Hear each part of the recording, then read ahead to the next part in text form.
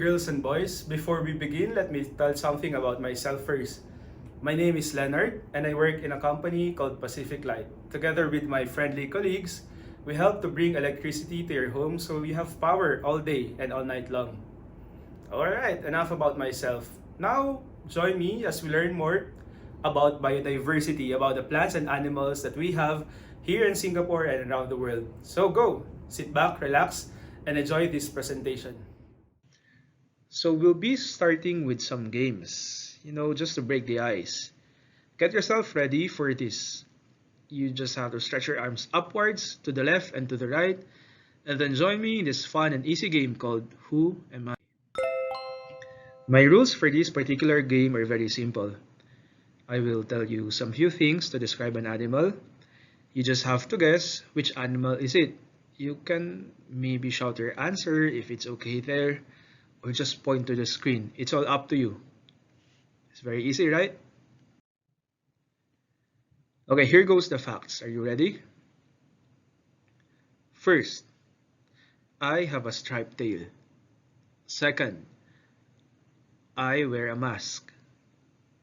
Not those N95 masks, eh? Third, I live in moist woodland areas. And then lastly, I eat both plants and other living things. So, could I be a raccoon or could I be a fox? Who do you think am I? If I heard you correctly, I hear raccoons, then I'd be saying you're correct because the answer is raccoon. But do you know what raccoons are? Let me tell you a few things about it first. Did you know that raccoons are very quick climbers? And they have excellent eyesight too. They don't even need night vision goggles even if they move around very dark surroundings or at night. Another interesting fact about raccoons, they sleep during daytime and are wide awake at night. How cool is that, huh? Can you be like them? What do you think?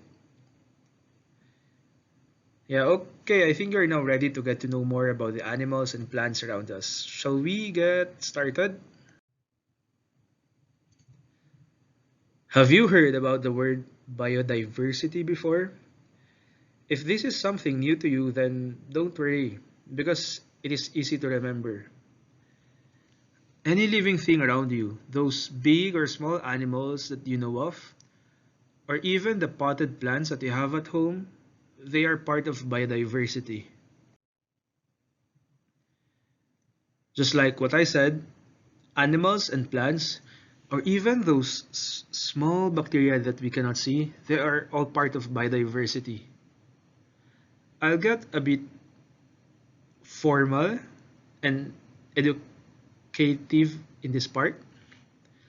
Biological means living organisms around us, and diversity means there is a variety of different kinds of living organisms. When plants and animals are found in the same area, then they live in one ecosystem. I'll try to make simple things right here.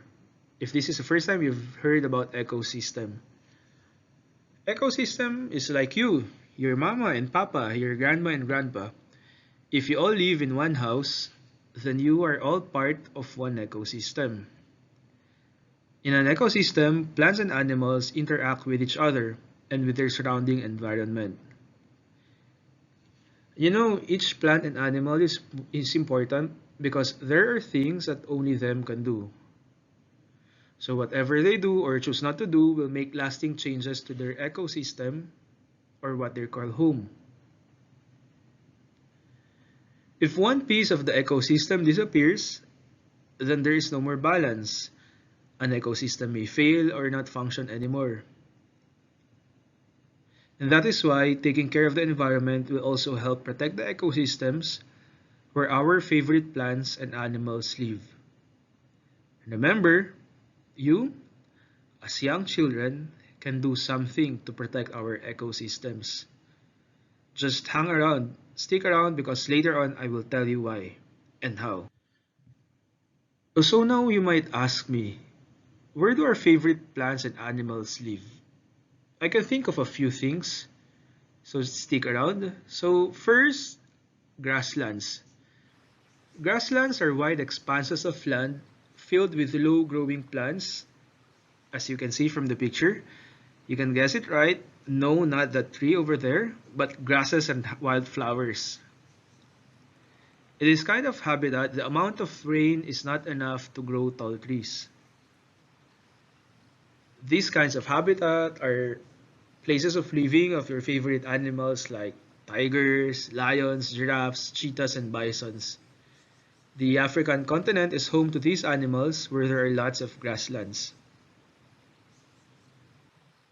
Second, we have freshwater or saltwater swamps. It is very common in low-lying areas near rivers or non-flat lands along seacoasts. What do you think are the animals living in this kind of swamps?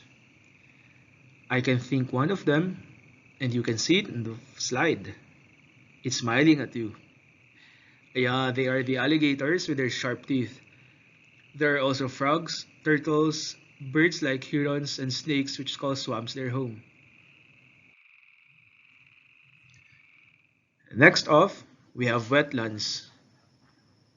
These wetlands are exactly what they sound. They are wetlands, lands covered with shallow water. These wetlands are the ideal home for, you follow me, egrets, dragonflies, salamanders, birds like herons, and even those snakes. Fourth kind of habitat where biodiversity thrive or live are rainforests. As you can see in the slide, rainforests are lush, warm, and wet habitats. Trees here grow very tall to get more sunlight. So it's like they're competing with each other, trying to get taller so they're closer to sunlight. And this is the type of habitat where endangered orangutans, bird-like toucans, and different species of reptiles like iguanas and beetles live. And then maybe you can smile at this jellyfish because we're talking about where they live. Finally, there's a bigger and full of life underwater in marine oceans. You know, we all know that these are habitats of, aside from the jellyfish, which I just mentioned, these are habitats of fish, the beautiful coral reefs, sea turtles, seals, and many more marine animals living as one big happy family. Alright, so now we have learned about all these habitats. I think it's time for another round of quiz because I think some of you may want to do some stretching again. Yeah? This time, you must guess where this cute little fella called a sloth is from. The choices are already on your screen.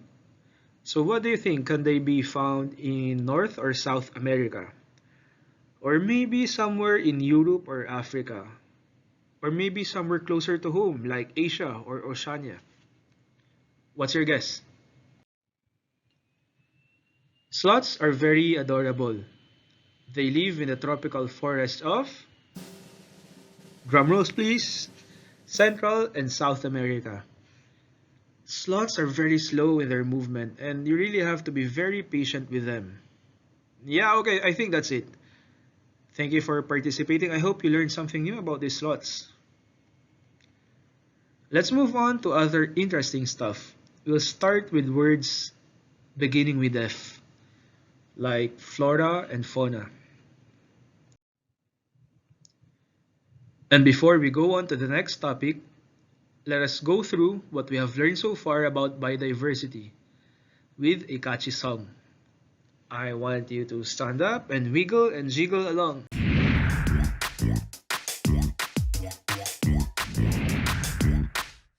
There's so much diversity of life in different habitats. Living things have different needs, so they live where their needs are met. Earth has many different kinds of plants and animals. There is so much diversity of life on Earth. The forest has bugs, birds, and monkeys, and the desert has some snakes, lizards, camels, and some foxes, they live where their needs are met. Earth has many different kinds of plants and animals. There is so much diversity of life on Earth. Okay, I think now we have more energy. I think we're getting more excited about what we are just about to learn. You may have heard or seen the words flora and fauna, but do you know what it means?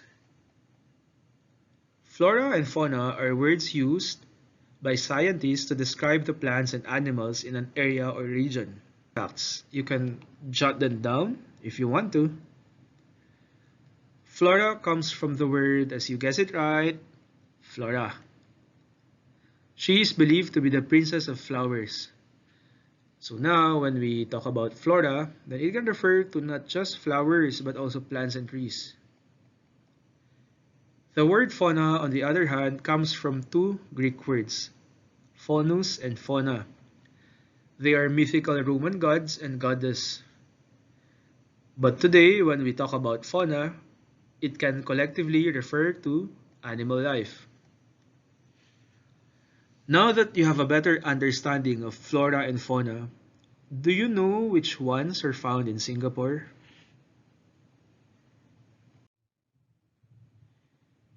Here in Singapore, great efforts have been put in to conserve and preserve the biodiversity. You know, in fact, we have some of the world's most unique biodiversity. A large variety of these animals and plant species call our island nation their homes as well. So yeah, I think you can call them your friendly flora and fauna neighbor. Are you having any ideas what is flora and fauna na? We'll get to see in this slide. Do you know that in this sunny island of Singapore, there is an estimated 23,000 to 28,000 species of terrestrial organisms and 12,000 to 17,000 marine organisms.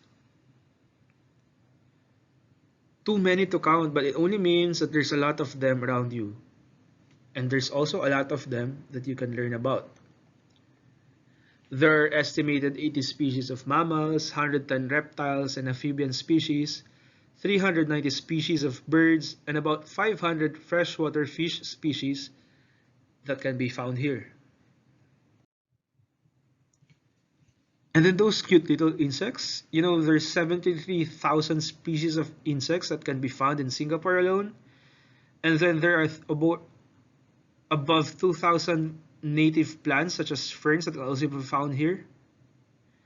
And then just like what I said, there's just too many of them to count.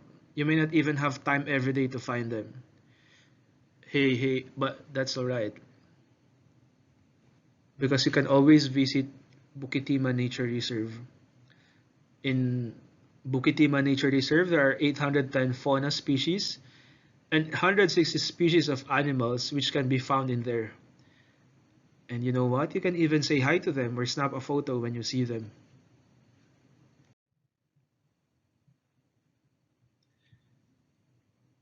Have you any idea that some native species were discovered here in Singapore? Then let me tell you what these species are. Those species that can only be discovered or found in Singapore are called native species. So first up, how about we say hello to the Singapore freshwater crab, also known in the scientific community as Johora singaporensis. Also, there's a new species of ginger recently found in Singapore, and its name is Zingiber singaporense. You see, both of these flora and fauna are very unique to Singapore. They even have Singapore-sounding names. Do you think we should check on their IC as well? You know, just to make sure they're born in Singapore. Now, do you know where you can find most of the forested animals in Singapore in their most natural habitat? Earlier, we learned about the different habitats where most ecosystems thrive. Do you want to know which one of those can be found in Singapore?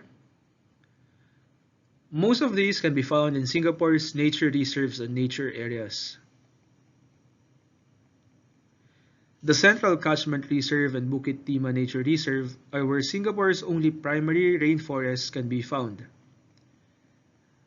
Or maybe you've been to Pulau Ubin or Berlayer Creek at the southern ridges near Labrador Park.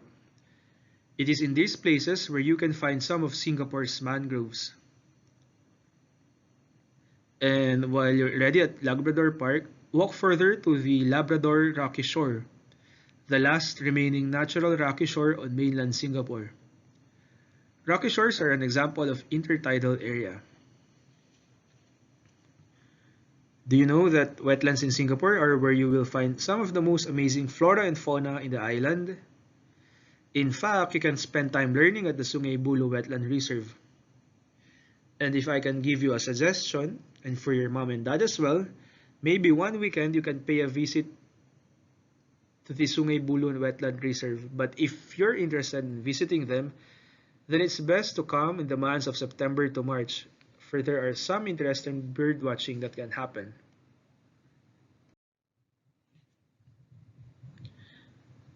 Next up, we have biodiversity in Semakau Island.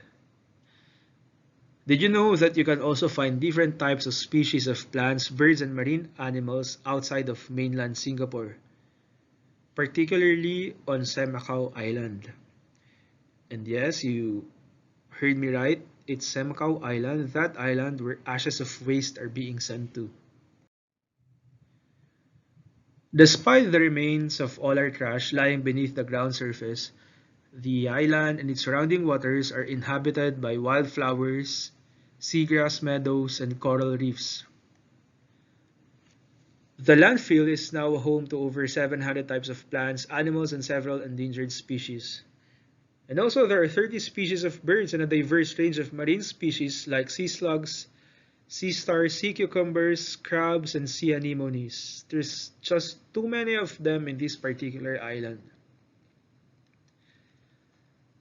And these are all because measures were taken during the landfill's construction to minimize impact on the environment and to preserve its biodiversity.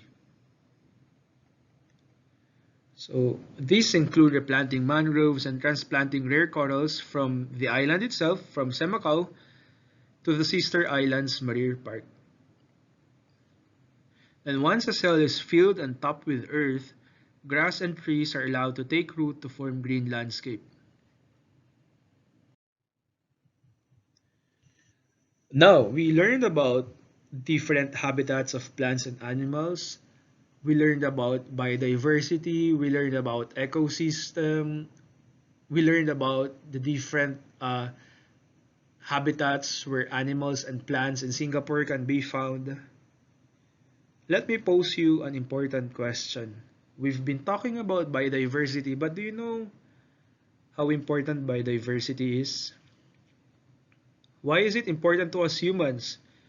And most importantly, to Mother Earth? Diverse ecosystems make up for stronger ecosystems. And always remember that all species in the planet are interconnected and dependent on each other, no matter how small or big it is.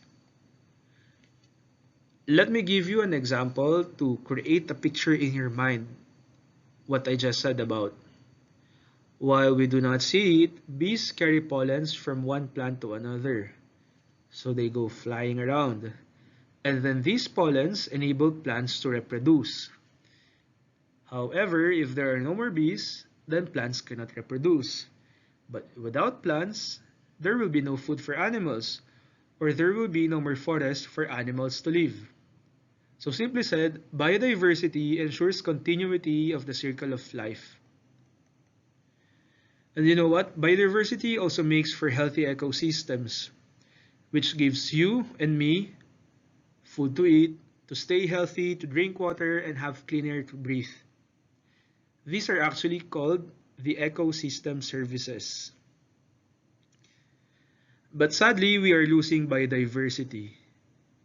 Luckily though, we have you, because you can become our planet's superhero who can save our biodiversity.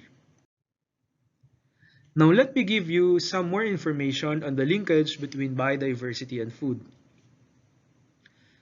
Biodiversity provides us with healthy nutrients and provides plants and animals with resources which are necessary for food production and balanced diets. An example, you know about green sea turtles. These green sea turtles, they love to chomp on seagrass.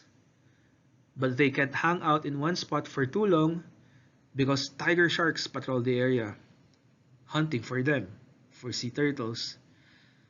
So without tiger sharks, sea turtles would eat all the best seagrass, destroying the habitat for all the other animals that depend on it.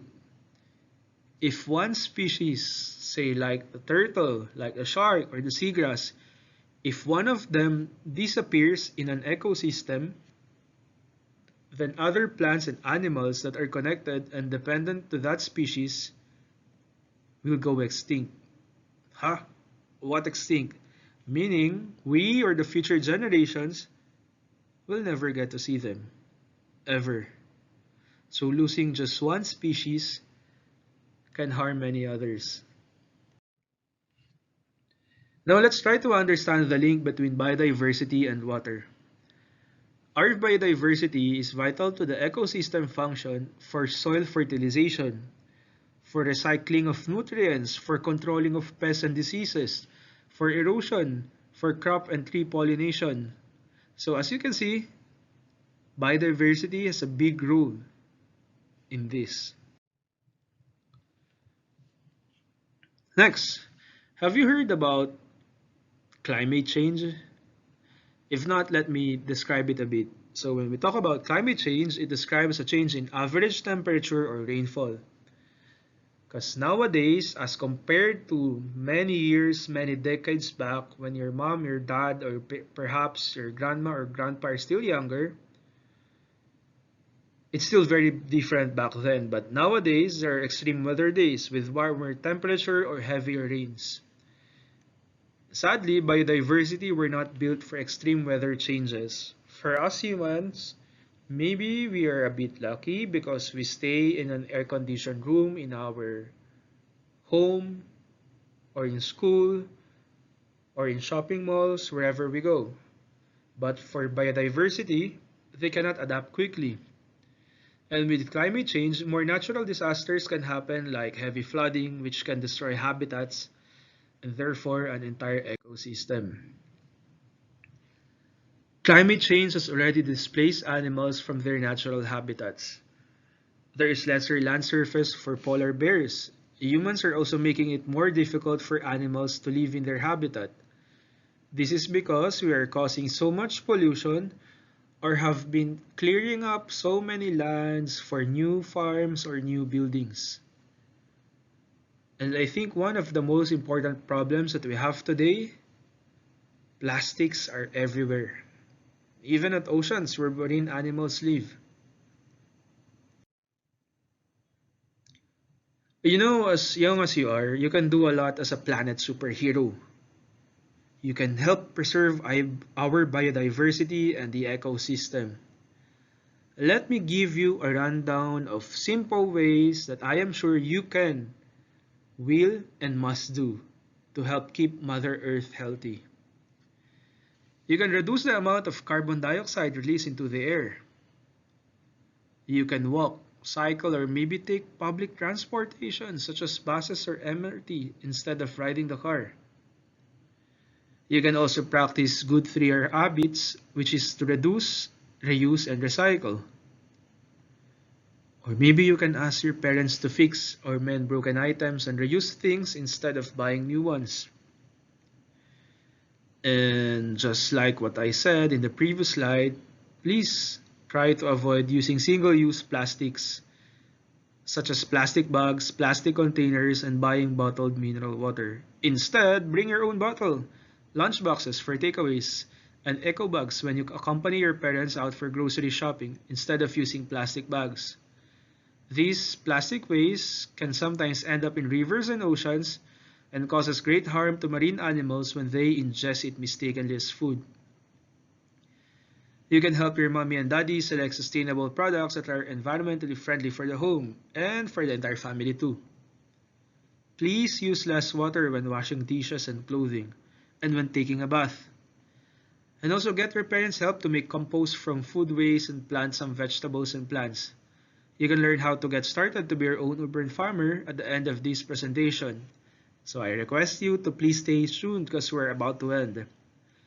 And then learn more about the animals and plant species we have on Earth. You will be amazed at how many of them we have. Finally, when COVID is hopefully over, when we all can go back to traveling again to our favorite tourist destinations, please avoid buying souvenirs and items made from animal parts like scales, teeth, feathers, tortoise shells, seashells, and especially ivory. There may be animals that have been harmed or disturbed to make them. Before we end today, are you all ready for another Sustainability Hero Challenge? So you can be a sustainability hero. But it is important that we explore and find out about the different animals, bird, and insect species. Earlier on, we learned that here in Singapore, we have many places that can be explored and looked into so we can see species that are unique to our little red dot. So my challenge to you is to explore one of the nature reserves and wetlands in Singapore. And then maybe it's best if you take photos of the animals, birds, and insect species you see and come across at the nature reserves or wetlands. You can find out about the names of the animals, the birds, and the insects that you have taken photo of and learn more about them and their habitat with your mommy and daddy when you go there. Lastly, be your own urban farmer and grow your own vegetable garden at home. Here in Pacific Light, we have kangkong vegetable seeds that we can send to you. As sustainability superheroes, you can ask your mommy, daddy, or your teachers to email us at createsustainability@pacificlight.com.sg and we will send some to you to help to get you started. But remember, this is only on a first come, first serve basis. So if you're interested, please drop us an email soon. Alright, I think we have reached the end of my presentation. Thank you for sticking with me in the half hour that I've been talking about biodiversity, about habitats, and all those stuff. I hope that you've learned something new in this presentation. So that is all for my presentation on biodiversity. And lastly, I hope all of you will go to the nature reserves and nature areas soon to explore our unique biodiversity. Until next time, and thank you all.